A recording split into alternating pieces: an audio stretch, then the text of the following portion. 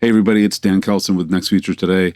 This episode is with Ted Schlueter from the Grist. He happens to also be based in Boston, as am I. We have a number of connections that run throughout, I don't know, the last 30 years of my life. And this is an interesting conversation. The topic is branding for buyout. He has written a book, the same title. This is what he does. He's built a company, The Grist, which is meant to turn branding and marketing into not just the focus that's usually on driving more sales to customers, enterprises, B2C, B2B, whatever it happens to be. That's usually the focus of marketing, which makes sense, right? But branding for buyout is an interesting twist that is not often addressed until Ted put some ideas around it, and he's been doing it for 15 years. He's also been training people at Babson, which is really well known as a entrepreneur's training ground of a university here in the Boston area. And it has been a missing segment of education for business students, MBAs, finance, everybody. That piece, that end of the runway, when you're trying to get the most that you can as the owner, creator, founder, whatever it happens to be, from all of your hard work, which may have been your entire life. How do you maximize that? And it's similar to normal branding, but it's also very, very different. And how do you do both at the same time? All of that is some fun stuff that I think you'll enjoy, but let's get into it.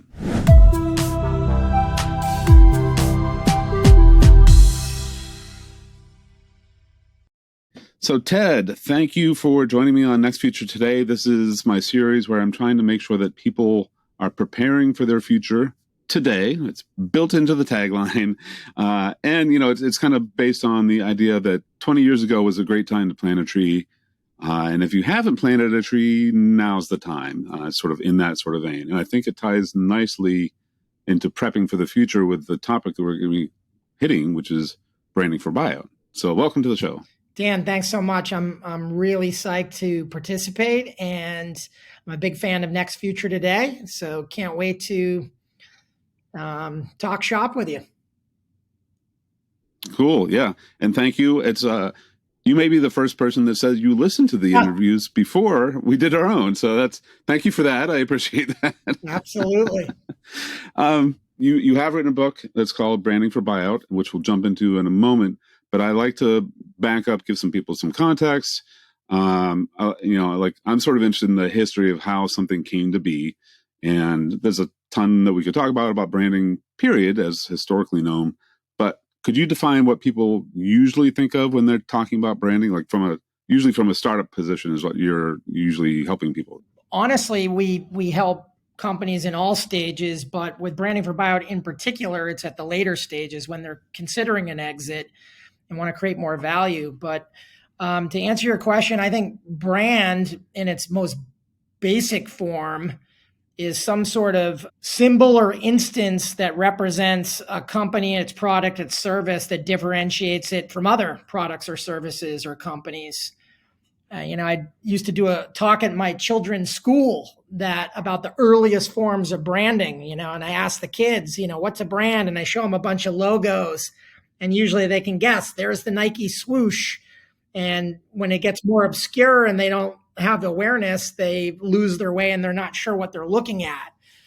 But some of the oldest forms of branding were actually back to bricks in the pyramids, where people would actually put a mark or demarcation on the brick to signify, I built one heck of a brick. Or if you think about, wine barrels, another really old form of branding. This wine comes from this region that becomes known for this quality. And of course, you think about, cattle and a brand on cattle. There's a lot of different primitive forms of branding. And today, I think the brand is synonymous with the entire business and every aspect that a consumer or customer interacts with. Yeah, I was thinking that I wasn't aware of the whole history. So that's wild. So I wonder if people sponsored bricks in the pyramids, like you do if you're helping, like you're as an alma mater. Yeah, there was a lot of brick representation. Big. I have no idea, but that's a funny concept. So So my feeling is that a lot of times, there are some famous brands, Nike among them, Apple, Google, a whole bunch, Facebook, and like for Facebook, for example, it was the Facebook apparently, and then it got changed to Facebook. I don't know that actually mattered, but it's an interesting little tidbit, and maybe that was something. But it seems like a lot of companies, they're looking for like a kind of cool logo, a little catchphrase maybe, and that's about as far as they go with brand. I mean, maybe I'm just feeling cynical. We're recording on a Wednesday, which is, I'm notorious for having sort of a hump day feeling on a Wednesday. Am I alone in that? I mean, it seems like it's really kind of like it's a primitive idea of a brand that hasn't really progressed in thousands of years potentially. Yeah, and I think the big problem with brand and marketing, that the age-old joke is, which half of my budget am I actually getting something out of with these, Right. colors and fonts and big expensive jobs on creating a logo or a tagline. Right. I always just view it as layer cake. Those are two tiny little components of a huge ecosystem, depending on the size of the business. But every brand is arguably global Right. if they have a website. Every brand has copy and language and visual material and is trying to hook someone to buy more product, service, or technology any way they can. Yep. And so, I always look at it as multiple stratified layers all kind of working together to do the job. And the job of marketing is to sell. And that's it. Right. And it's not for Right. award shows and pretty pictures and to, necessarily have the best logo, although sometimes those things can really help. And I think imbue certain feelings and in some cases skew perception, good or bad. Right. But it's a lot more than simply a logo and a tagline. Let's talk about branding for buyouts. So I love things that have like a little twist on an existing phrase that people think they know. And I personally I try to think of like end-to-end life cycles and looking at systems. And I like the idea of keeping the end in mind, which I don't think happens all that often, or again, it could be very superficial, especially for first-time entrepreneurs. So what is branding for buyout versus the more standard definition that people would think of as branding? So the term came, and it was, honestly, I try to vet it with a lot of different people, advisors, mentors, and a lot of people like, it sounds kind of mercenary. And but what it was sticky. When I was talking to founder, owner, operators, what I found was the vast majority of them at some point want to sell their business. That might be different from 50 years ago, but today a lot of people are building to sell. What branding for buyout is when a company is considering approaching a possible exit, let's say 9 to 24 months out. What I realized, there's a lot to unpack here, but the biggest gap was that marketing did not have a seat at the M&A table. Marketing does not typically know who the potential buyers might be and what they're looking to buy. And imagine if you did, what would you change with the brand, which is solely calibrated to sell more product, service, or technology to a customer? What would you change so it would also be appealing to a buyer? And how would that change marketing spend? And how would that change your strategy? And how would you market to the buyer versus the customer, the consumer? All those things kind of unveiled. And over time, more than 15 years now, has become a methodology that companies can deploy to increase the value of their business when they sell. Because in today's world, the sale of the company is often, majority of the time, given to the role of the investment banker.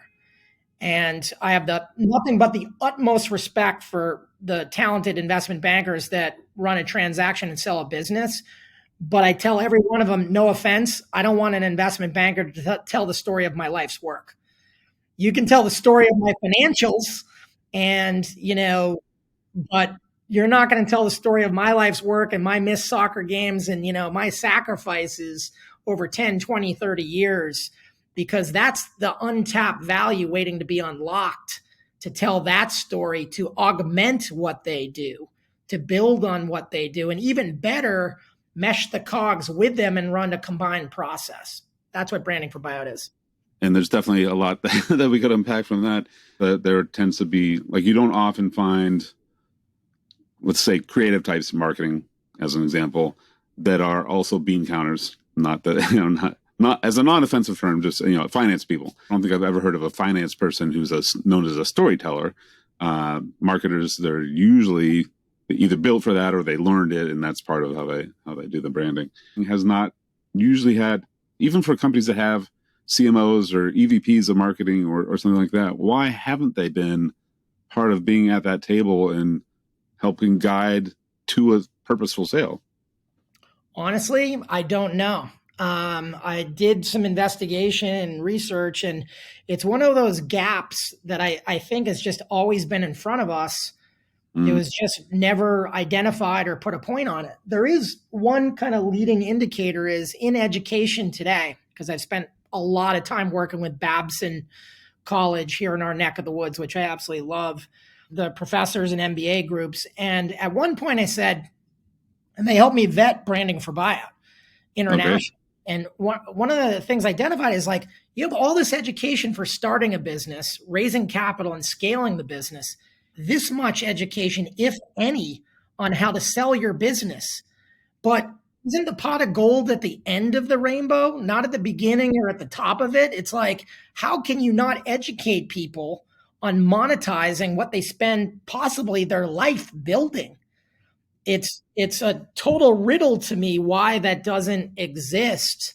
Everyone wins if the founder is selling a more valuable asset, or owner or CEO, they're happy. If the investment banker is selling a more valuable asset, they're happy. We're happy. And the other side of the equation also that I believe is missed is what you're really doing is selling runway to greater opportunity to the buyer.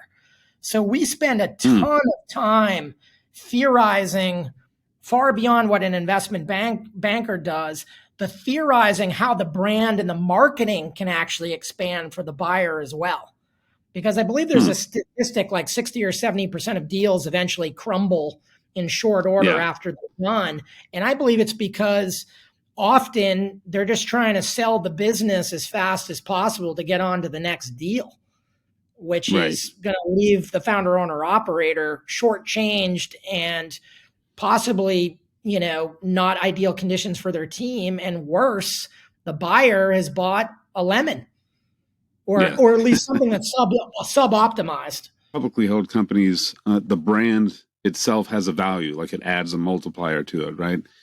Do startups, it's a part of their value. I think probably until they think like you're thinking about a purposeful, designed, marketed to a potential buyer sort of scenario, that's not, that they might not otherwise be thinking of the brand is an asset that they should be maximizing, not just for, even just for customers. They're not really seeing it as it has power in and of itself. Is that just me, or does that sound true?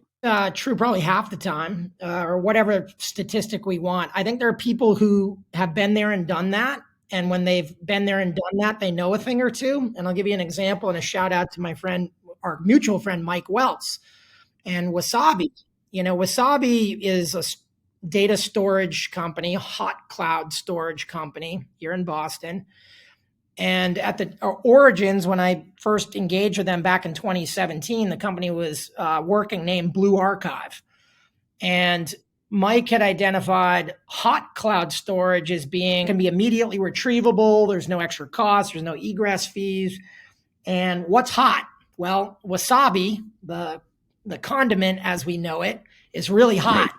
It's also a really cool name, and it's internationally. And, they made it for, and I think Mike, had to put on his sales hat to do this, to say, I really believe in this notion of hot cloud storage, and the name should be Wasabi.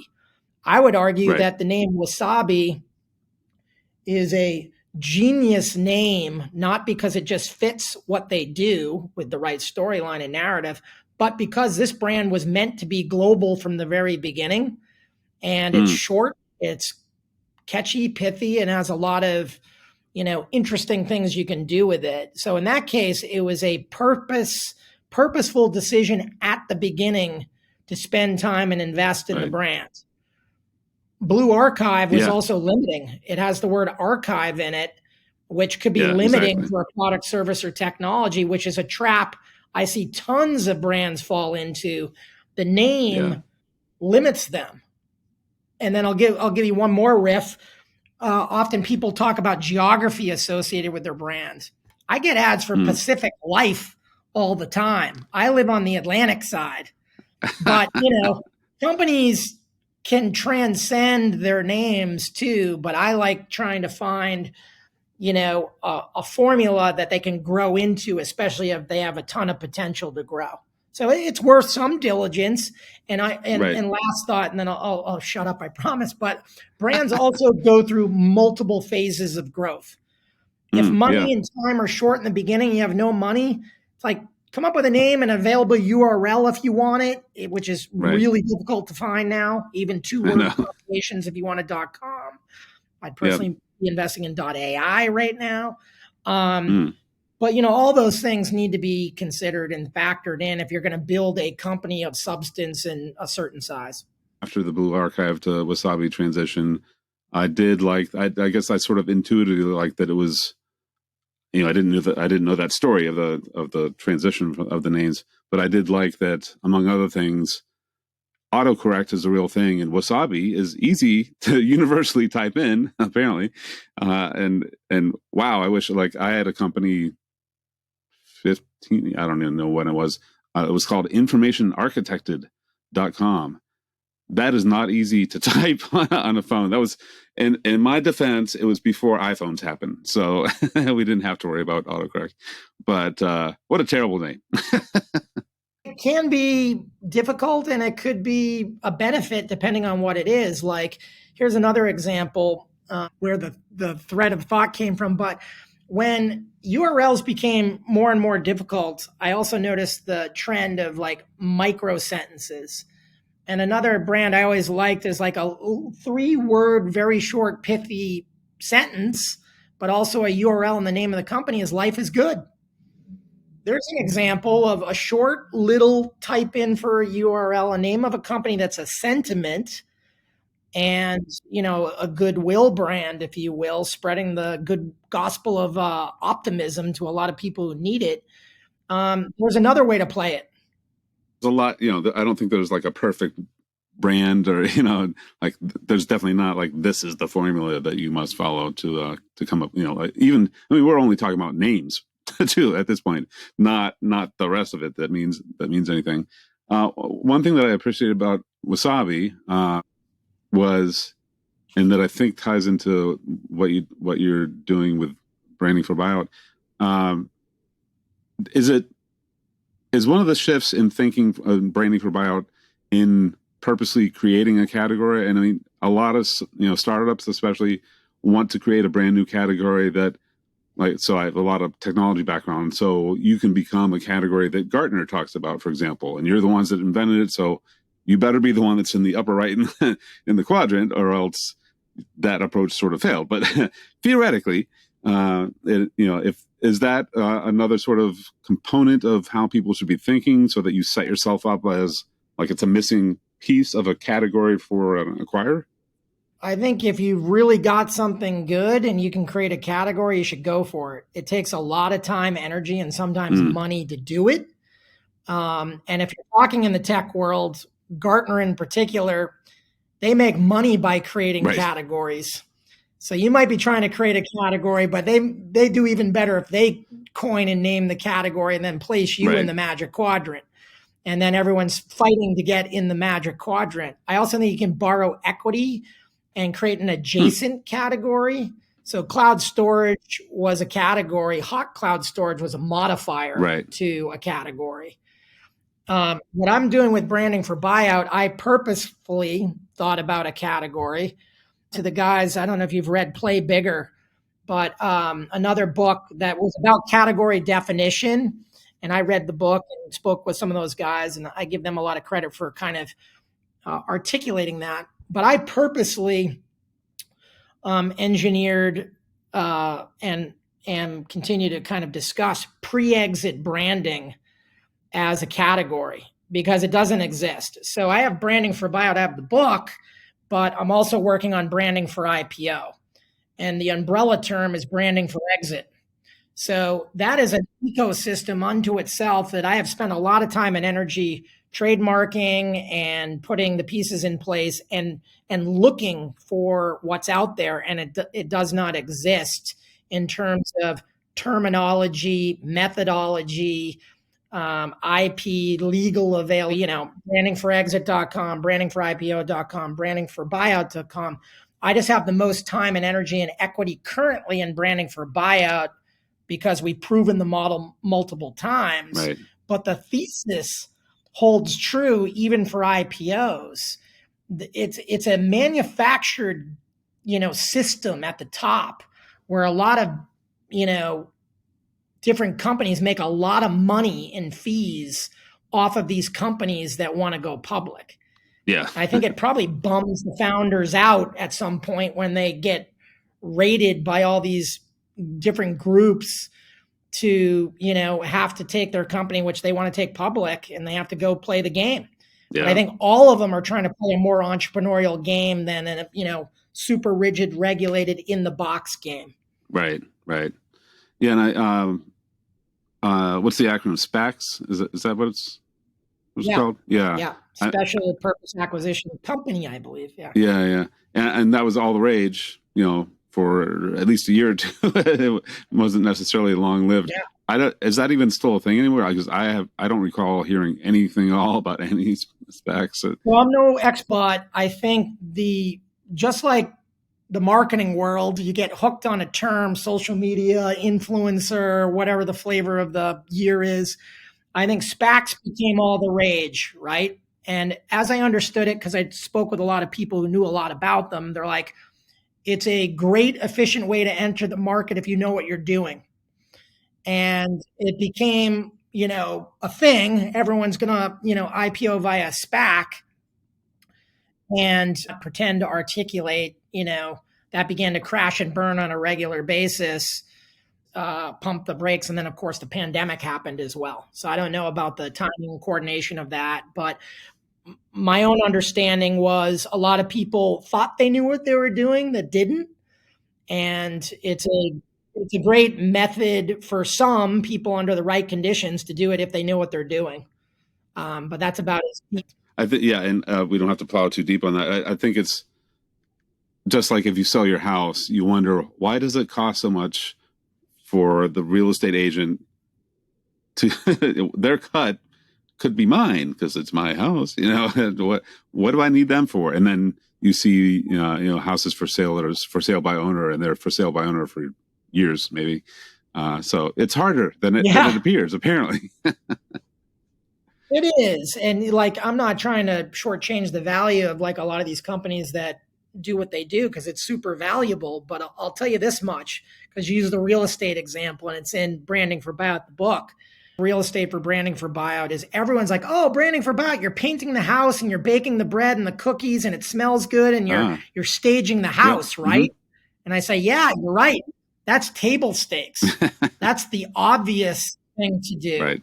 What we're really doing is showing the condo community overlaid on top of the house to the buyer. Right. Because they don't want to buy just a prettier, nicer house. There's no expansion to that.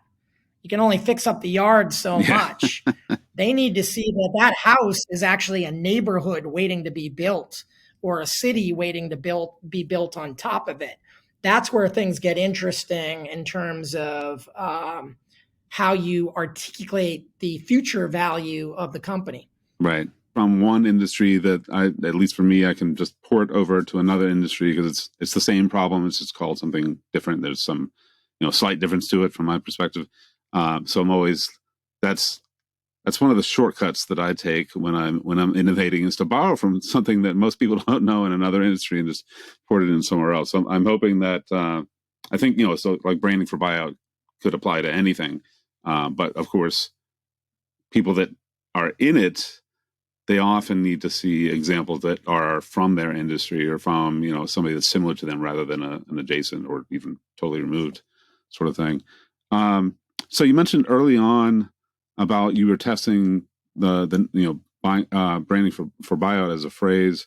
How does it differ between when you're actually doing the work of branding for buyout for a customer or somebody doing it on their own? Is there a different approach? Is there a different set of questions you need to ask? Is there a different, it's very common you do competitive analysis so that you know how to sell against somebody, but when you're positioning for an acquisition and an exit, how does the sort of psychology and the questions that people should be thinking about differ from just branding for sales to customers? Great question. We always run a bimodal track. Track one is sales need to keep going up if you're going to sell your business successfully. Yeah. So what does that mean? Keep marketing and selling your product, service, or tech to the customer better than you've ever done it before. So that work track doesn't necessarily change.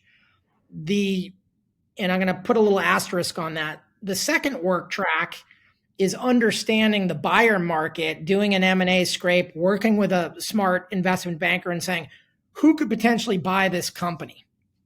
And finding the red thread throughout. And believe it or not, when you start looking at acquisition history, there's a lot of breadcrumbs and clues on what both financial buyers want to buy and what strategic buyers want to buy. And then you say, so what could we change with the business in totality that's going to make the company more appealing to the buyer and the customer simultaneously? So we always go through a research, insight, and strategy phase to reposition the brand to some degree, sometimes to change and kind of the presentation layer of the brand to a lesser or greater degree.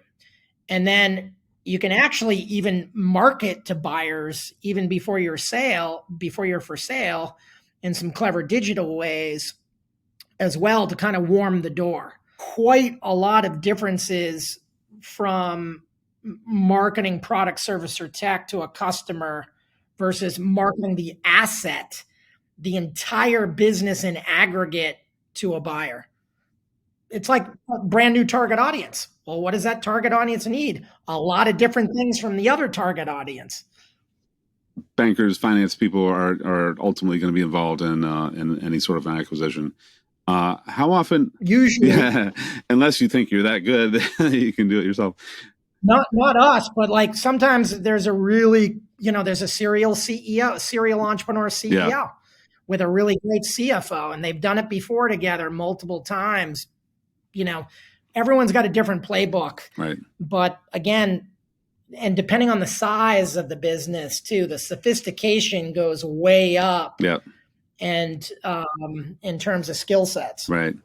So I was thinking, as part of your team for the company that wants to be bought, so you have marketing, obviously, because branding is marketing, marketing being at the executive table and playing a role in steering this, which is also very different often than I don't know why there's like CMOs and chief information officers often get left out of executive discussions, which I've never understood. Why bother calling them chief anything if you're not going to let them be part of that? Yeah. It's very strange. Maybe that's another book one of us should write. Yes. But as far as involving outside finance bankers and others, do you never include them as part of the exercise of branding for buyout when you're working with a client that wants to be acquired? It definitely depends on the client. I would do that, bring the right experts to the table. And a lot of the really big investment banks, like the ones that do bulge bracket, size, investment banking, like we're talking about like the Morgan Stanleys and Goldman Sachs of the world, they all have models that show the players on that you need the team to surround you on how to sell your business. And you know this because you read the book. There's one missing pie slice in my mind, which is brand and marketing. So, I think that there is a very unique combination of skill sets that you need to bring to the table to achieve a successful, high-value exit. Yep. So my default would always be to work with a competent, well-suited, fitted team usually the investment banker is the, point of the spear to actually run the transaction. Right. And a critical role. My only thought, because I've listened to a lot of them, and often they're called in at the end to like dial for dollars and get the company sold. Yeah. What I also find is they wish they could get in earlier to affect more strategy and get more runway to engineer more value. So all I'm doing is trying to pull them in earlier, if possible, and say, in this case, two heads are definitely better than one, because we can unlock more value than you can by yourself, and we can't do what you do. So it makes perfect sense. Do you think, is there sort of a balancing act with, like, maybe you don't know who you want to actually go with as your banking partner, playing a technology analyst role that I've met with? Some of them want me to sign an NDA before they'll talk to me as an analyst that might potentially write about them publicly, to which I say no, because how does that even, it doesn't even make sense. I mean, how can I talk about you if you're telling me I can't talk about you? That makes my head explode. But if I could see a similar kind of thing. So you're worried, right, about potentially in the NDA situation getting a hold of your secret sauce, which has apparently already happened for Kentucky Fried Chicken. Finally, banking side, is there a potential danger? Am I just being paranoid that if you should probably shop for your appropriate partner? So then, at what point do you say this is we dated and now we're in it and you're part of the team? We have an investment banking partner called Eric Coonrod that's on the West Coast with a company called Integral Capital Advisors. Very accomplished investment banker, has certain category expertise, like a deep expertise. And the win probability will always be higher when you have deep expertise. But the interesting thing about Eric is he's also a small business owner, because he has his own investment bank, which he started, which appeals to other entrepreneurs. And he has an innovation, open-minded approach that brought us together, because there's nothing wrong with the process that investment bankers run today. Everyone makes a lot of money. The process works. We just believe that there's a better way, an augmented way that unlocks more value that benefits the founder, owner, operator. So I do believe that, the expertise of the investment banker matters. The expertise of all the players matter. Right. Okay. Yeah. I mean, and so no matter whether you're doing branding for buyout or any combination of method, it's not like this is easy and just like, oh yeah, the secret sauce, the equation that you follow is right here. Dot dot dot dot. Ding, you're rich. Yeah, it just doesn't work that way. Yep, I think that if it is, could you let me know? Yeah, I think there's more ways to screw up and lose money than you can possibly imagine. And the investment bankers know lots of landmines to defuse, down to like even, the legal stuff, right? Right from a letter of intent, you can screw yourself all the way through the process. And from a brand and marketing standpoint, it's the same thing. The things to watch out for. But if you really are savvy and want to be entrepreneurial in the approach, there is so much untapped value to unlock if you play your cards right. What is one thing that somebody could do today that would help them, get their head really wrapped around how to do branding for buyout? I would say to actually start thinking about who your potential acquirers could be. And I would say, do not think domestically only. We are in a global economy. A third of the stories in branding for buyout about international buyers buying U.S. properties.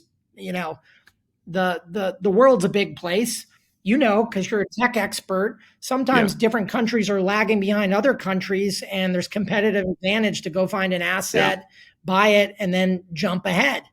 So really give some consideration to the future of, if you do want to get bought, who might buy you? and start doing your homework on what they're doing, what their acquisition histories have been, what they're looking for, and determine why. That's only going to help you plot your course for the future. It's funny. During one point in time, I was a Cisco stockholder, and I ran IT, so I used a lot of Cisco equipment. And I also, because I was crazy, I was also an analyst at the time, so I was covering information security stuff. And it was like every 2 weeks, Cisco was making an acquisition for like five to 10 years, and it seemed like every time it worked. Like that acquisition, they didn't kill it like 6 months later or 2 years later or even 5 years later. It just, they brought it in, made it work. It fit a missing piece in their portfolio or whatever, or extended something they had. And it was like, that was like a masterful story. And then they acquired WebEx, and then Eric, I believe it is, who founded Zoom, ex WebEx, whom owned, like, nobody talks about doing a WebEx anymore. They took over that category. They took over, I don't know how much money Cisco made and what they paid for WebEx when they acquired them, but off the ball on that front, which I think it's fascinating. They were so good at the acquisition stuff and folding it in, because it can be really difficult to do that. And then for some reason they got blind or complacent or something, and they lost it when they could have. WebEx was a pretty powerful brand name at one point. But we know how fast technology moves. And, I think at the end of the day, the only constant is change. And yeah. I love looking at static, linear, non-innovative markets. Yeah. I have an executive coach named Dan Guglielmo, and he literally said, chaos is pregnant with opportunity. I'm like, you gotta trademark that, because the more kind of chaos or the more staid environments there are, I'm maybe mixing metaphors there, but there's always opportunity to be found in those markets that haven't innovated. Look at the PGA and LIV. Who would have ever thought of that happening? Yeah. Right? I mean, if you're resting on your laurels, someone's going to come and sweep the leg eventually. And that is a crazy story to talk about. Right. Yeah, I think chaos. What's the Buffett phrase when everybody else is selling, you should be buying. Essentially, is what he's saying. And the same thing with buy dollars for pennies. Buy as many as you can. Yeah, exactly. Yeah. To get a hold of you and to find out. Obviously, people can go to Amazon and get your book. But where should people go to if they want to find out more or get in touch with you? Yeah, brandingforbuyout.com, or our marketing front end business is the Grist, so thegrist.com. Okay. And or hit me up direct. I'm happy to share contact information. Awesome, cool. Well, so I love it. I'm selfishly, part of the reason I do interviews is it helps me learn as well, and the goal is to spread that around with other people. But I love being able to pick the brain of people that are steeped in something that it would take me a while probably to get to the level that you're at, and being able to sort of jump that and shortcut is really useful. So thank you so much for making the time to be on the show. I love this conversation. We'll see what the audience thinks, and I'm sure we'll talk again, whether it's when we hit record or not. Well, I guess it depends on the topic, but we'll see what the future holds. Thank you so much for contributing. Dan, thanks a ton.